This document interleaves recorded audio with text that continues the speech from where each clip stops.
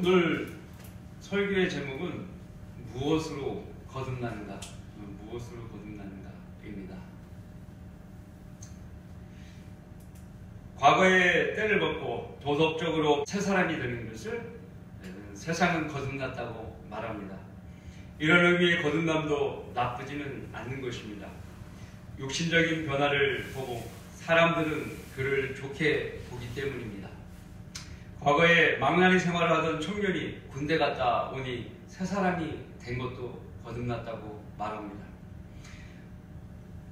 시청이 쾌쾌 부분 행정적인 관행을 효율적으로 개선하는 것도 거듭났다고 말하며 건물 내부의 인테리어를 새로 고친 것도 거듭났다고 말합니다. 낡은 건물을 리모델링하여 새롭게 바꾼 것, 또 낡은 건물을 헐고 새 건물로 바꾼 것도 우리는 거듭났다고 말합니다. 심지어는 전시나 판매용 물건의 종류를 새로 교체해서 판매하는 것 자체도 세상은 거듭났다고 말하는 것입니다.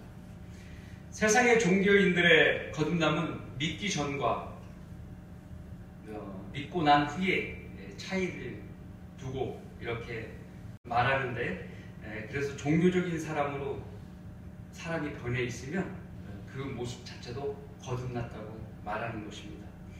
그렇다 보면 아무 종교나 거듭남이 있다는 논리로 적용될 수가 있는 것입니다. 그래서 기독교의 거듭남을 모르면 종교인으로 살다가 지옥으로 가는 것입니다. 거리에서 수많은 기독교인들을 만납니다. 거듭나셨습니까? 라고 질문을 하면 그들은 매우 불편해하는 모습을 보이는 것입니다. 도덕적으로 종교적인 삶을 살고 계십니까? 라는 질문으로 오해했기 때문입니다. 그래서 자신의 과거와 현재 얼마나 변화된 삶을 살고 있는지 우리가 그에게 질문한 것으로 오해하는 것입니다. 불쾌해하는 것입니다. 그래서 그들의 대부분의 답변은 구원받고 나서 거듭났어요 라고 답변을 합니다. 즉 구원받고 순종적인 참 종교인이 되었습니다. 주일 예배를 잘하고 착하게 살고 있습니다. 이런 의도로 답변을 하는 것입니다. 그러나 그것이 구원받았냐는 질문과 동일한 질문인 것을 모르는 것입니다. 문제의 근원은 나 자신을 모른다는 것입니다. 예를 들어서 자동차를 잘 아는 사람은 자동차를 만드는 사람입니다. 그는 모든 설계도를 가지고 있고 엔진과 동력의 전달과 제동 등 모든 부품들의 역할을 상세히 아는 것입니다. 마찬가지로 하나님께서는 사람을 만드시고 사람에 대한 모든 것을 상세히 잘 아시는데 그것을 그분의 책에다 기록하신 것입니다. 정확하게 기록하시고 자동차 설계도처럼 처음과 끝까지 상세히 알려주시는 것입니다. 그분이 알려주신 아주 기본적인 설계도를 제도권 교회의 설계도에는 고쳐진 것입니다. 그것이 무엇인지 아십니까? 아주 기본적인 것이에요. 마태복음 10장 28절, 물론 한글 킹제임스 성경의 내용입니다. 또 너희는 몸은 죽여도 혼은 죽일 수 없는 자들을 두려워하지 말고 오히려 혼과 몸을 모두 지옥에서 멸할 수 있는 그분을 두려워하라. 이렇게 말씀하셨습니다. 사람이 영과 혼과 몸으로 구성되어 있다고 바른 성경에는 확실히 구분하는데 그들이 쓰는 개혁 성경에는 혼을 영혼으로 만들어서 인간의 모습을 영혼과 몸으로 이렇게 두 가지로 잘못 구분하고 있는 것입니다. 그래서 그들이 구원을 받는 것은 영혼이 구원받았다는 그것으로 인식하는 것입니다. 예를 들어서 열대지방의 원주민 중에 물과 수증기는 보았지만 얼음을 보지 못한 사람이 있습니다. 누군가가 얼음을 그에게 전파하지 않는다면 그는 죽을 때까지 물은 물과 수증기로만 존재하는지 알고 있을 것입니다. 마찬가지로 영과 혼이 별개라는 진리는 성경보다 목사의 말을 더 신뢰하는 교인들에게 이제 받아들여지지 않고 있습니다. 결국 교인들이 말하는 거듭남이란 은사주의자들처럼 구원받은 후 한참 종교 생활을 열심히 하던 어느 날 불같은 뜨거운 체험을 한 후 성령으로 거듭났다고 말하는 것입니다. 그래서 알아듣지 못하는 동물과 같은 소리를 내는 방언을 하고 또 삶의 행동 거지가 종교인답게 확 달라진 것을 거듭났다라고 그들은 말하는 것입니다. 그러나 성경에서 말씀하시는 거듭남은 그런 것이 아닙니다. 성경적으로 내가 구원받은 후 나의 모습이 변화되는 건데 어떻게 변화되느냐? 첫째로 우리가 영은 거듭났다고 이야기하는 것입니다. 거듭났다는 것은 다시 태어났다는 이야기입니다. 둘째로 혼이 있습니다. 우리 혼은 구원받은 후 혼의 죄가 제거가 됩니다. 셋째로 몸은 그대로 있습니다. 눈에 보이게 우리가 구원받았는데 몸은 그대로 있지 않습니까? 변화된 게 없어요. 그러나 영적으로 보면 몸과 혼이 분리가 되는 일이 벌어진 겁니다. 인간의 이런 구조는 인간을 지으신 하나님의 모습과 동일합니다. 이름이 주는 하나님의 의미는 오직 하나의 신이라는 뜻이에요. 하나님이라는 뜻은 하늘에 있는 분이라는 뜻이 아니라 하나, only, 하나님이라는 뜻이에요. 그런데 창세기 1장 26절에는 우리 형상대로 우리의 모습을 따라 사람을 만들자라고 하나님께서 말씀을 하십니다. 갑자기 하나의 하나님께서 우리로 이름이 바뀌었어요. 이상하죠? 이것은 삼위의 신격을 말하는 것입니다. 나도 하나님을 닮아서 영과 혼과 몸이 있지 않습니까? 그것처럼 우리가 갖고 있는 혼, 이것이 하나님 입장에서는 아버지 하나님을 혼적 존재, 그리고 우리 눈에 보이는 이 몸은 예수 그리스도 아들 하나님, 그리고 또 보이지 않는 우리 영이 있지 않습니까? 영은 성령 하나님, 이렇게 하나님 모습 그대로 우리도 세 가지로 그렇게 동일하게 모습으로 되어 있는 거예요. 그래서 갑자기 한 분 하나님께서 우리라는 표현을 하면서 갑자기 한 분 하나님께서 우리라는 표현을 하시게 된 것입니다. 삼위일체를 드러내는 말씀입니다. 오늘 본문의 말씀은 예수님께서 바리새인이며 유대인의 관원인 니고데모에게 거듭남에 대해서 알려주신 내용입니다. 오늘 말씀을 통해서 무엇이 거듭나게 하는지를 알아봄으로써 거듭남에 대한 확실히 깨닫는 시간이 될 것입니다. 무엇이 거듭나게 할까요? 첫 번째, 죄인을 향한 하나님의 사랑이 우리를 거듭나게 강권하십니다. 죄인을 향한 하나님의 사랑이 우리를 거듭나게 강권합니다. 무디 목사님의 거듭남에 대한 이야기인데요. 무디 구두 수성공을 구령한 것은 에드워드 킴볼이라는 분이었습니다. 그는 신발가게 뒤에 있는 무디에게 가면서 그는 그의 손을 무디 어깨에 놓고 기대며 발을 구두 닦는 신발 상자 위에 딱 올려놓고 이렇게 눈으로 바라보면서 너를 사랑하시고 너의 사랑을 원하시는 반드시 너의 사랑을 얻으셔야 하는 그리스도께로 너는 나와야 한다고 이렇게 말을 했습니다. 무디는 잠시 고뇌 속에서 발부둥 쳤고 결국 자신의 의지를 하나님의 뜻에 굴복시켰습니다. 그는 킴볼의 권유를 통해서 그리스도께로 나와왔고 거듭나게 되었습니다. 다음날 아침 밖으로 나올 때 무디는 무한한 행복과 평강을 느꼈습니다. 그의 얼굴에 활짝 핀 웃음과 그 갈색 눈에는 반짝이는 신선한 생기는 새 생명을 찾은 그의 기쁨을 나타내고 있었습니다.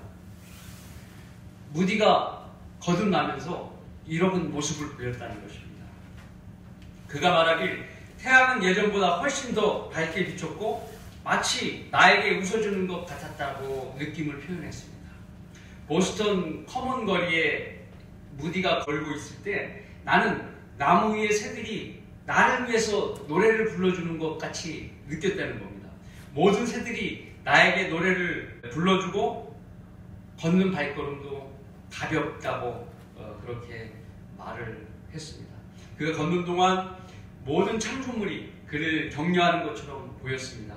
그리고 그는 나는 어떤 사람을 향해서 증오하는 느낌이 없었고, 거듭나다 보니까 누구를 증오하는 마음이 싹 없어졌다는 거예요.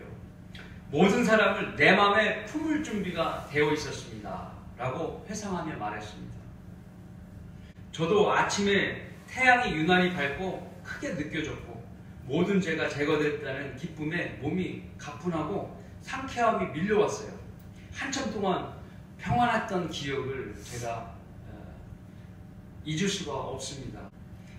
하지만 구원받지 않은 사람은 무의식 중에서라도 하나님의 심판에 대해 걱정을 하게 되어 있어요. 그래서 죄의 문제를 속 시원하게 해결해 주지 않고는 누구도 자신의 죽음을 편안하게 맞이할 수가 없습니다. 요즘은 환자들이 병원에서 마지막 길을 다 떠납니다.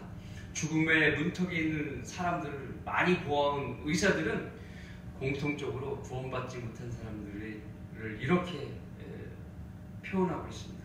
죽기 전에 그들은 어딘가에 끌려가지 않으려고 발부동 치면서 몸을 구부리고 죽는다는 것입니다. 창세기 35장 18절에는 라헬이 베냐민을 출산할 때 죽는 장면이 나옵니다. 그녀의 혼이 떠나려 할 때 이는 그녀가 죽었습니다. 그녀가 그의 아이의 이름을 베논이라고 불렀으나 그의 아비가 그를 베냐민이라 불렀더라. 혼이 죽으려고 할 때 떠난다고 창세기 35장 18절에는 말씀하고 계십니다. 사람은 죽기 전에 라헬처럼 혼이 떠난다는 것입니다. 모든 사람은 죽으면 혼이 몸에서 분리되어 즉시 떠나는 것입니다. 사람이 죄의 문제를 해결하는 것은 살아있을 때의 문제입니다. 그 후는 하나님의 자비가 사라지고 지옥의 영원한 형벌을 받게 되는 것입니다. 누구나 구원을 받는 길은 죄를 제거받고 하나님의 영으로 다시 태어나는 것입니다. 그러면 구원받은 즉시 영은 하나님의 나라에 들어가는 것입니다. 하나님의 나라는 그런데 눈에 보이지 않습니다. 영적인 나라예요. 주께서 언제 하나님의 나라가 오겠느냐는 바리새인의 질문을 받고 그들에게 대답하여 말씀하시길 하나님의 나라는 볼 수 있게 오는 것이 아니니라. 또 사람들이 보라 여기 있다 또는 보라 저기 있다고 말하지 못하리니 보라 이는 하나님의 나라가 너희 안에 있기 때문이라고 하시더라. 누가복음 17장 20절 21절 말씀입니다. 하나님의 나라는 성도 안에 있고 먹고 마시는 일에 관련되어 있지 않다고 또 성경을 말씀하십니다. 이것은 우리가 죽어서 가는 소위 낙원이라 하는 하늘나라가 아닙니다. 오직 성령 안에서 의와 화평과 기쁨인 것입니다. 좀 전에 말씀드린 대로 우리가 구원받았을 때 의와 기쁨과 화평이 넘치는 것입니다. 그럼으로써 우리가 구원의 기쁨을 느끼는 것입니다.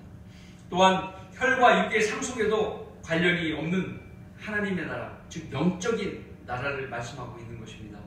오늘 요한복음 3장 본문 3절의 말씀에 따르면 누구나 거듭나면 그 하나님의 나라에 들어갈 수 있다고 말씀하십니다. 간단히 우리의 죄를 용서받는 순간에 모든 것이 자동이에요. 내가 가고 싶어서 하나님의 나라에 가는 것이 아니라 자동으로 구원받으면 하나님의 나라에 들어가는 거예요. 그리고 죽어서 혼은 낙원으로 가는 거예요. 구원만 받으면 자동으로 이루어지는 것입니다. 그러면 왜 제가 사람들이 해결해야 하는 문제가 되었겠습니까? 사람은 모두가 태어나면서부터 죄로 인해 영이 죽은 상태로 태어나기 때문입니다. 왜 그렇습니까? 허물과 죄들 가운데 죽었던 너희를 그가 살리셨으니 에베소서 2장 1절에 말씀하는데 죽었던 주체는 영을 말하는 거예요. 사람은 아담의 후손으로서 아담의 형상에 따라 허물과 죄들 가운데 영이 죽어서 태어나게 되어 있습니다. 그러면 왜 아담은 영이 죽은 상태로 태어났을까요? 하나님께서는 아담에게 동산에 있는 모든 나무의 열매를 먹을 수 있으나 선악과를 먹지 말라고 하셨습니다. 그것을 먹게 되면 반드시 죽게 된다고 말씀하셨습니다. 그런데 아담은 선악과를 이브가 따서 준 거예요. 그것을 받아서 먹었습니다. 그러므로 그 즉시 죽은 것이 바로 허물과 죄 가운데 죽게 된 아담의 영입니다. 아담은 육신의 생명은 죽지 않았습니다. 그리고 그에게 육신의 생명이 제한을 받게 돼서 930살까지 사는 것입니다. 아담은 영이 죽는 불상사가 없었어야 되는데 선악과를 먹음으로 그런 불상사가 생긴 겁니다. 그러나 그의 범죄함으로 인하여 죄가 세상에 들어오고 그 죄가 인간에게 상속되어 버렸던 것입니다. 그야말로 죄에 대한 문제는 인간이 풀어야 할 숙제가 되어버린 것입니다. 그래서 죄의 문제를 해결하지 못한 상태에서는 누구나 지옥이라는 곳에 가게 마련인 것입니다. 그러나 한 사람의 죄로 인하여 모든 사람이 죽는 것을 안타까워하신 하나님께서는 세상 죄인들을 사랑하셔서 그의 독생자를 주시게 됩니다. 하나님께서 세상을 이처럼 사랑하셔서 그의 독생자를 주셨으니 이는 그를 믿는 사람은 누구든지 멸망하지 않고 영생을 얻게 하려 하심이니라. 요한복음 3장 16절 말씀입니다. 하나님께서 우리를 구원하시기 위해서 우리의 모든 죄를 대신하려고 독생자 예수 그리스도를 죄의 형벌에 넘겨주시고 그 피로써 우리의 죄를 모두 제거해 주신 것입니다. 이처럼 사악한 죄인들을 위해서 독생자를 주신 하나님의 사랑이 우리로 거듭나게 강권하시는 것입니다. 무엇이 거듭나게 할까요? 두 번째로 성령께서 우리를 거듭나게 하시는 것입니다. 모든 사람은 한 번 출생을 하게 되어 있습니다. 그런 경험을 한 것입니다. 바로 어머니의 양수 속에서 10달 동안 키워지고 나와서 물 밖으로 나오는 그런 경험을 한 것입니다. 이것이 출생입니다. 그런데 사람들은 두 번째 출생을 모르는 것입니다. 성경을 잘 안다고 하는 바리새인인 니고데모도, 예수님을 찾아온 그 니고데모도 거듭남에 대해서 전혀 모르고 있었습니다. 그것이 어느 누구에게도 들어보지 못한 이야기였기 때문입니다. 하늘에 속한 영적인 이야기였기 때문인 것입니다. 예수님께서는 거듭나는 것을 성령으로 태어나는 것이라고 말씀하셨습니다. 니고데모가 주께 말씀드리기를 사람이 늙으면 어떻게 태어날 수 있나이까? 늙었는데 어떻게 태어난다 말입니까? 이런 얘기예요. 사람이 자기 어머니 태에 두 번째 들어갔다가 태어날 수 있나이까? 말도 안 되는 이야기죠. 네. 하니 예수께서 대답하시기를 진실로 진실로 내가 너에게 말하노니 사람이 물과 성령으로 태어나지 아니하면 하나님의 나라에 들어갈 수 없느니라. 물과 성령 이렇게 태어나는 겁니다. 첫 번째 어머니 뱃속에서 태어날 때는 물로 태어나죠. 두 번째는 성령으로 태어나야 된다는 것입니다. 그래서 육신으로 난 것은 육이요, 우리의 이 육신은 어머니의 육신으로부터 태어났다. 그래서 육신으로 난 것은 육이요, 또 성령으로 난 것은 영이니라.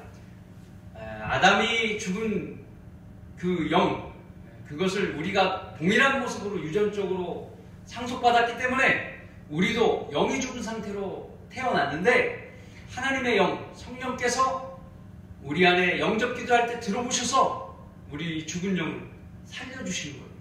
그래서 성령으로 난 것은 영이니라. 요한복음 3장 4절서부터 6절까지 말씀인 것입니다. 니고데모는 어머니 태에 두 번째 들어갔다가 태어날 수 있나이까라는 질문을 했고, 주님은 하늘에서 내려오시고 하늘에 계신 인자로서 그에게 거듭남에 대해서 정확하게 알려주셨습니다. 그것이 성령으로 다시 태어나는 것을 말하는 것이고, 이러한 출생은 사람의 뜻에서 난 것이 아니라 하나님의 뜻에서 난 것입니다. 배 아파서 난 것은 사람의 뜻에서 난 것이고, 성령으로 난 것은 하나님의 뜻에 의해서 났다는 것입니다.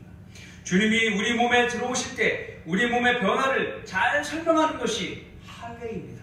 할례라는 말은 육신의 표피를 베어낸다는 뜻입니다. 이스라엘 남자들은 이 할례를 받습니다. 하나님의 백성이라는 표를 하는 것입니다. 이러한 육체적인 할례뿐만이 아니라 영적인 할례가 있는 것입니다. 이것은 그리스도인의 표입니다. 예.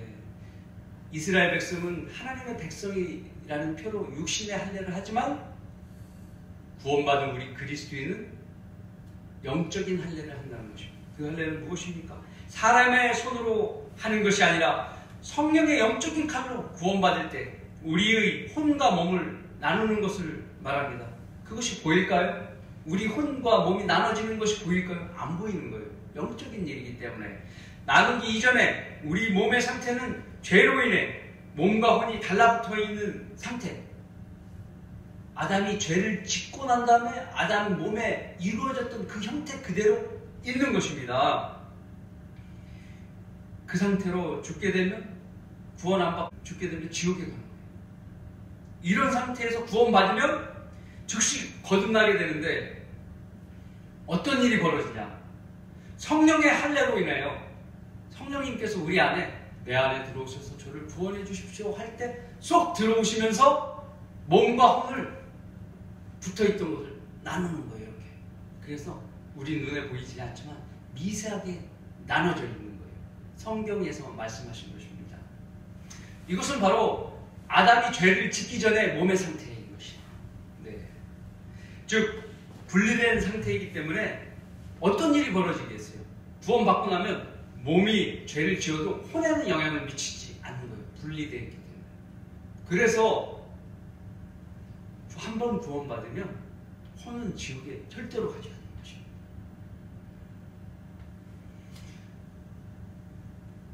예를 들어서 구원받은 사람이 아무리 사소한 죄를 지었다 하더라도 그 죄는 죽을 몸 안에 머물러 있지 혼에는 영향을 주지 않게 되는 것입니다. 그래서 혼이 죄에서 깨끗한 상태로 유지되어 지옥에 갈 일이 전혀 없게 되는 것입니다. 다만 몸은 죄를 지었기 때문에 하나님께서 징계를 하십니다. 죄에 따라 그 경중에 따라 사망에 이르는 징계도 있는 것입니다. 죄를 멀리하고 살아야 되는 거예요. 그래서 영적인 할례는 골로새서 2장 11절에 잘 설명하고 있습니다. 제가 읽겠습니다. 또한 너희가 그의 안에서 손으로 하지 아니한 할례를 받았으니 곧 그리스도의 할례로 육신의 죄들의 몸을 벗어버리는 것이라. 육신의 몸을 벗었다는 거예요. 우리는 눈에 보이지 않지만 하나님께서 그렇게 하셨다는 겁니다. 여러분은 그렇게 할례를 받은 성도입니다. 예수님을 영접할 때 우리 안에 성령께서 들어오시는 순간 육신의 죄들의 몸에서 혼을 분리시키는 정교한 의과적인 수술이 진행된 것입니다. 무디 목사는 이렇게 말했습니다. 언젠가 당신은 D.L. 무디가 죽었다는 내용을 신문 기사를 통해서 알게 될 거야. 그러나 그것을 믿지 마. 왜냐하면 그때 나는 지금 내가 있는 곳보다 더 나은 곳에서 살게 될 것이기 때문이야. 나는 높은 곳에 올라가 있을 것이야. 그것이 전부입니다. 나는 1837년 육신으로 태어났고 그리고 1856년에 영이 태어났습니다. 육신으로 태어난 것은 죽게 되지만 영으로 태어난 것은 영원히 살게 될 것입니다. 여러분 육신으로 태어난 생일날을 알고 계시죠? 영으로 태어난 생일날도 알고 계셔야 되는 것이 당연한 것입니다. 왜냐하면 영원한 생명, 특히나 하나님의 아들로 태어난 그날을 꼭 기억하시는 것이 바람직한 일입니다. 그렇습니다. 영으로 태어나는 것은 성령께서 우리를 그리스도의 몸 안에 넣어주시는 일을 하시기 때문에 주님이 지체가 되는 것으로도 설명할 수 있는 것입니다. 그래서 마귀가 우리를 어떤 유혹으로 시험해도 우리를 절대로 지옥에 보낼 수가 없는 것입니다.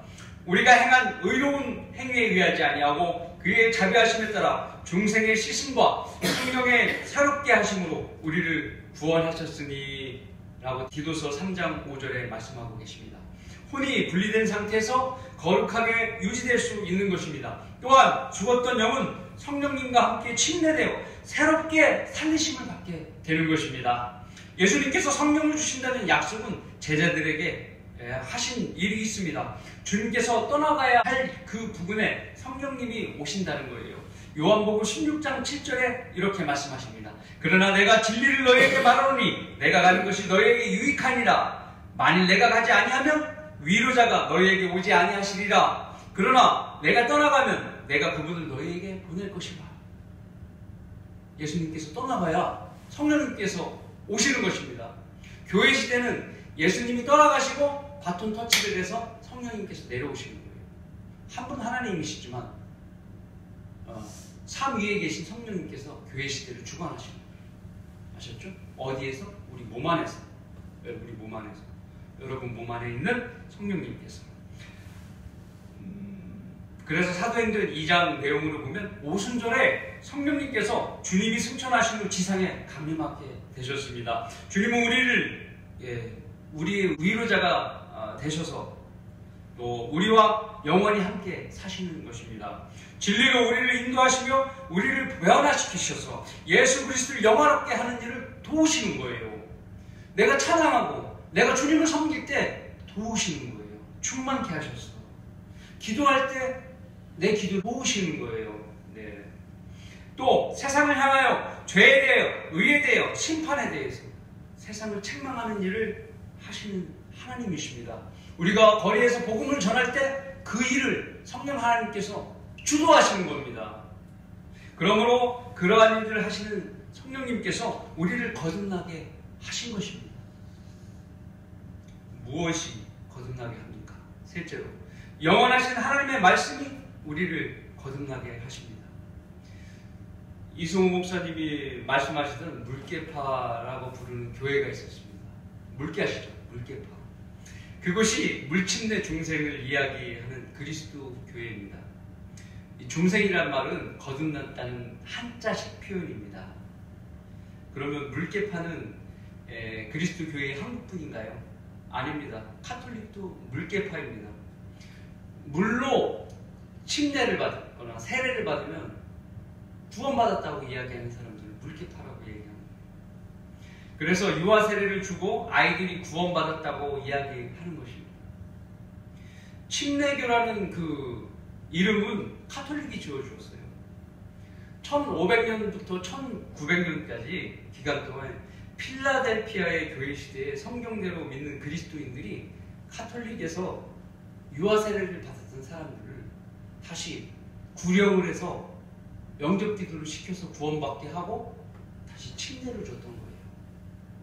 그래서 카톨릭이 그 성경대로 믿는 사람들을 재침례, 다시 침례를 줬다해서 재침례 교도들이라 이렇게 불렀습니다. 그것이 이름이 제자가 빠져서 침례교로 이름이 그들이 지어준 이름이 우리가 침례교가 된 것입니다. 침례교는 침례받아서 구원받는 것이 아니라 예수님을 영접해서 구원받고 내가 구원받은 사실을 하나님 앞에 모든 성도들 앞에 증명하기 위해서 침례를 받는 겁니다. 그렇게 침례교라는 이름이 생긴 것입니다. 아직도 기독교의 대형 교단들은 카톨릭을 따라서 세례를 구원의 최종 과정으로 믿는 사람들이 있어요. 사실입니다. 물론 눈에 드러나지 않은 군소교회들은 갖가지 비성경적인 실행으로 거듭남의 교리를 자기들의 입맛대로 각색하여 사용하고 있습니다. 이것이 현 교회들의 실태입니다. 은사주의 교회들, 그들은 구원받고 거듭나려면 별도로 방언을 받아야 한다고 주장을 합니다. 그래서 알아듣지도 못하는 각종 동물 소리를 내면서 거짓 방언을 성령 세례라고 자랑하는 것입니다. 세상을 속이는 그러한 미혹으로 사람들을 끌어모아 하나님의 능력으로 부흥의 놀라운 역사가 이루어졌다고 속이는 것입니다. 방언은 여러분 복음을 전하기 위해서 외국에 나가면 태국에 가면 우리가 태국말을 못하지 않습니까? 그러면 태국어를 해야 되잖아요. 하나님께서 그렇게 복음을 전하라고 언어로 주시는 것이 방언입니다. 그런데 사람이 알아듣지도 못하는 언어가 아닌 걸로 이야기하는 것이 요즘에 이야기하는 방언입니다. 방언을 잘못 이해하고 있는 것입니다. 그리고 요즘에는 방언의 성경이 완성됨으로써 방언의 은사도 그쳤습니다. 이러한 일들이 이루어지는 것은 거듭남의 지식이 하나님의 말씀에 근거하여 이루어지지 않았기 때문에 발생한 것입니다. 너희가 거듭난 것은 썩어질 씨로 된 것이 아니라 썩지 아니할 씨로 된 것이니 살아있고 영원히 거하는 하나님의 말씀으로 되었느니라. 베드로전서 1장 23절의 말씀입니다. 하나님의 말씀은 영원히 거하시는 하나님의 보증이 되시는 말씀입니다. 또한 그 말씀은 하늘에 영원히 세워진 것입니다. 시편 119편 89절에 이렇게 말씀하십니다. 오 주여, 주의 말씀은 영원히 하늘에 세워졌나이다. 바로 하늘 성전에 성경이 있는 것입니다. 하나님의 말씀이 영원히 보존되는 거예요. 영원히 세워진 말씀은 썩어질 씨가 아니라 썩지 않는 씨입니다. 성경에서 보장하지 않는 거듭남이란 거짓 목사들이 세상을 속이는 술수에 불과합니다. 속이는 거예요, 그들이. 그들은 영원한 말씀에 대한 도전을 해오는 마귀의 하수인들이라 불러도 지나친 말이 아닙니다. 성경은 사람이 구원받도록 명확한 복음의 말씀을 통해 보장하셨습니다. 그렇게 하면 거듭나는 것입니다. 자, 그것이 무엇입니까? 만일 너희가 내가 전한 복음을 굳게 잡고 헛되이 믿지 아니하였다면 복음을 통하여 너희도 구원을 받은 것이라. 내가 받은 것을 먼저 너희에게 전달하였나니 내가 구원받은 대로 너희에게 전하니 이는 성경에 기록된 말씀대로 성경대로 그리스도께서 우리 죄들로 인하 죽으시고 장사되시다가 이 성경의 말씀대로 셋째 날에 다시 살아나셔서 그겁니다. 고린도전서 15장 2 말씀인데요. 이 성경의 근거에서 우리가 예수님이 내 죄 때문에 죽으시고 부활했다는 이 사실을 믿음을 통해서 영접 기도하면 성령님으로 거듭나게 되는 과정이 생긴다는 거예요. 그러면 그 말씀이 어디서 나왔어요? 성경에서 나오지 않았습니까? 그 성경의 말씀을 통해서 거듭남이 이루어진 것입니다. 그렇죠? 이 복음을 믿고 주를 영접하면 하나님의 아들이 되는 권세를 받는 것입니다. 그래야 하나님의 말씀대로 구원받는 것이고 거듭나게 되는 것입니다. 거듭나기 위해 주님을 자신 안에 초청하는 기도, 즉 네가 네 입으로 주 예수를 시인하고 또 하나님께서 그를 죽은 자들로부터 살리신 것을 네 마음에 믿으면 구원을 받으리라. 이는 사람이 마음으로 믿어 의에 이르고 입으로 고백하여 구원에 이르기 때문이라. 로마서 10장 9절 10절의 말씀에 근거해서 소리내어서 주님을 내 안에 들어오십시오 라고 영접 기도하면 거듭나게 되는 것입니다. 그렇게 믿고 기도해서 우리 모두가 거듭나서 사망에서 생명으로 옮겨지고 절대 지옥에는 가지 않는 것입니다.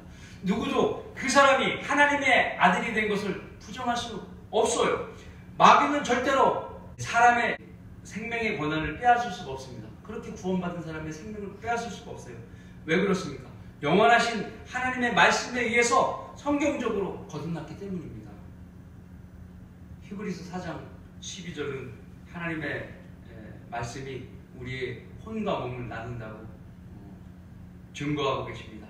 하나님의 말씀은 살아있고 능력 있어 양날이는 어떤 칼보다도 예리하여 혼과요 그리고 관절과 골수를 찔러 가르고 마음의 생각들과 의도들을 판별하느니라. 이렇듯 하나님의 말씀은 사람을 거듭나게 하는 것입니다.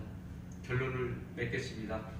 1797년 영국인 에드워드 모트는 불우한 가정에서 출생했습니다. 그는 캐비넷을 제조하는 목공으로 일을 하게 되었습니다. 마음속에 말로 다할 수 없는 열등 의식을 지닌 채 만나는 사람마다 반항하고 원망하며 거리를 배회하고 그런 것이 그의 삶의 전부였습니다. 그는 많은 범죄도 저질렀습니다.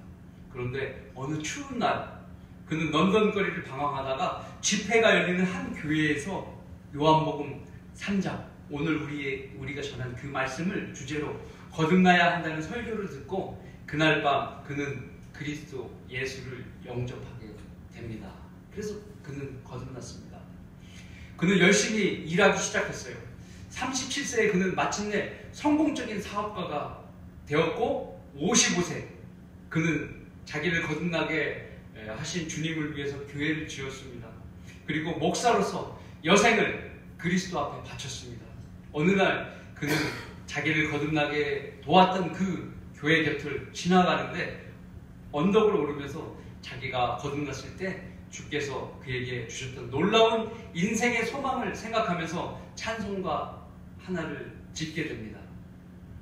이 몸의 소망 무언가 우리 주 예수뿐일세. 우리 주 예수밖에 더 의지할 것 없도다. 굳건한 반석 되시니 그 위에 내가 서리라. 그 위에 내가 서리라. 영광의 주께 296장입니다.